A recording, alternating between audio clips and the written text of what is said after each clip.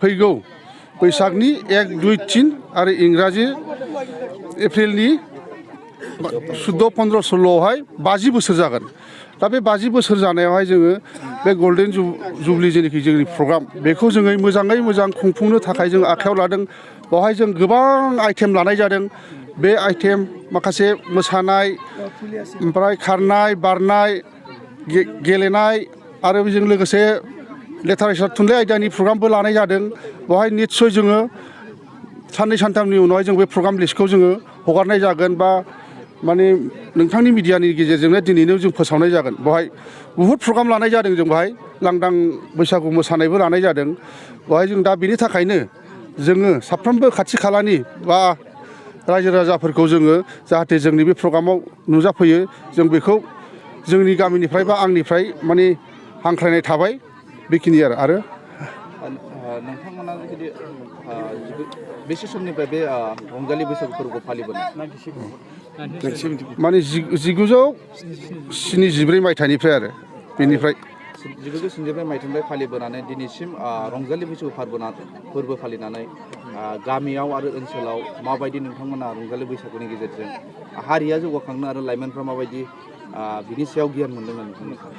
गियानखौ निस्सय जोङो मोनद्राया होननो हाया, मोनदों आरो बेवहाय बांद्राय मोनाखैबाबो जों माखासे जोंनि बे रंजालि बैसागु खुंफुंनायनि गेजेरजों जोंनि लागोनि माखासे माने जौगानायखौ जों एसे नुनो मोन्दों। माबोरै होनबा माखासे जोङो बै गोदोहाय एसे जानाय लोंनानै थानाय, जौ लोंनानै गोलैलाबायनाय बे रंजालि बैसागु फोरबोआव जों बेफोरखौ गोजानाव दोननो थाखाय जों बेखौ खुंबाय थानाय जायो। आरो बे दिनखालि जोङो जोंनि गामियाव जौ लोंनानै उन्दुनाय बा मागिनाय बा बेफोरखौ जोङो नुवासै आरो बे समनिफ्राय।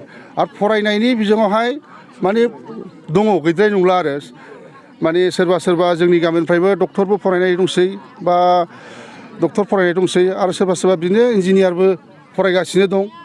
बेफोरबादि जोंनि बे माखासे बोसोनगिरिफोर बोसोर होलांनायनिफ्राय बेवहाय माने जों खुला खुलियै बुंनांगोन। मानो होनबा जों बे रंजालि बैसागु खुंफुंनायावहाय जोंहा बुहुद फैसा खरस जागोन।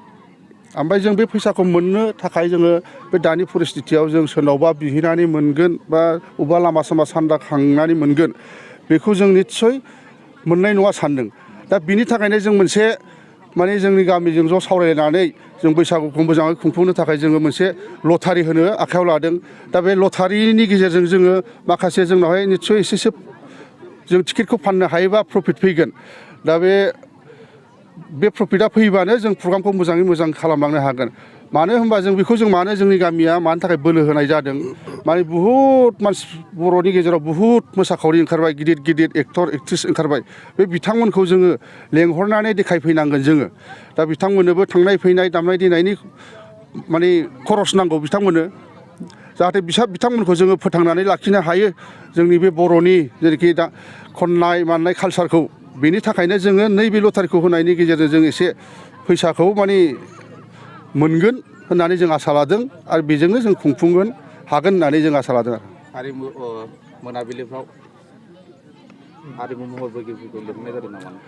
लिंहरनाय जादों। नोंथाङा निस्सय नुगोन बेवहायनो दंजोबखायो। नै जोंहा बिराज दङ आरो नै बिथिं दं जोंहा निथुमोन दं, दिफा बिसोर दं आरो बेनि गेजेराव माखासे लिस्टआव थानाय नङा बिथांमोना फटकरिया फैनानै माने जोंनाव बाहागो लाफैगोन। बिथांमोनखौ जों लिस्टआव होस्लाबनो हायाखै।